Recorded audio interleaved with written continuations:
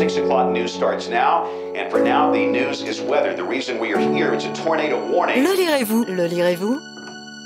Le lirez-vous? Le lirez-vous? Le lirez.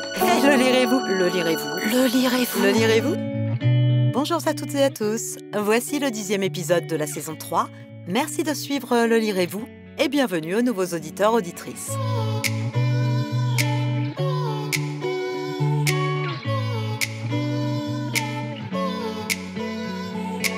Alors aujourd'hui, on va parler d'un roman.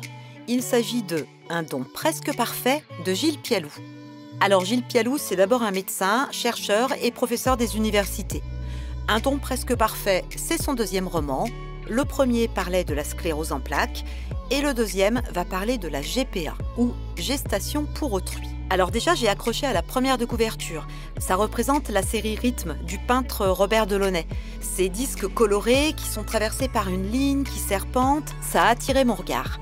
Et pour l'histoire de ce roman, eh bien, c'est l'histoire d'un couple, David et Alessandro, dont l'existence est plus due au hasard qu'à autre chose et la relation est un peu compliquée.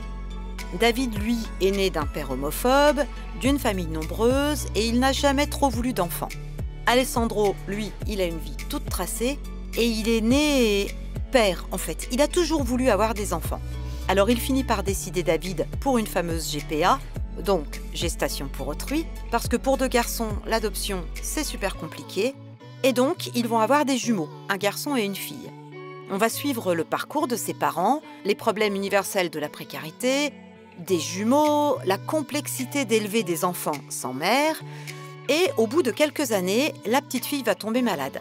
Léa a en effet une maladie génétique, mais personne n'est compatible. Du coup, ils sont à la recherche de la donneuse d'ovocytes.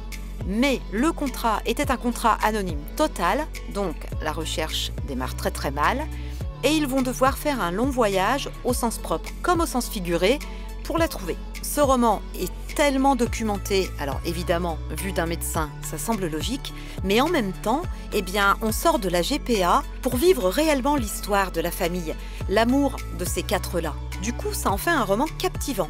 Moi, je l'ai dévoré et surtout, j'adore quand je referme un livre en me disant qu'il a une vraie utilité au-delà de nous faire voyager, quand il nous explique, quand il nous dissèque des événements, des situations spéciales qu'on ne connaît pas forcément. Et là, c'est très réussi. Et ce que je trouve vraiment chouette, c'est qu'il se lit tout seul. On n'est absolument pas dans un traité pour la GPA ou la maladie. C'est juste un vrai roman, fluide, simple. On vit juste leur histoire et les émotions sont vraiment là. Un joli combo, quoi. Alors, il va plaire à qui ce roman?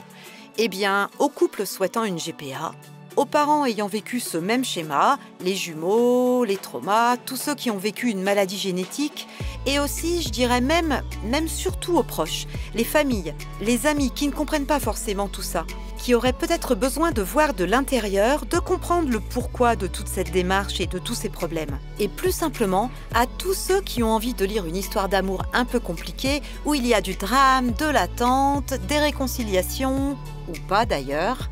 En tout cas, Un don presque parfait est aux éditions Mialet-Barreau en grand format depuis janvier 2024 et il existe également en e-book.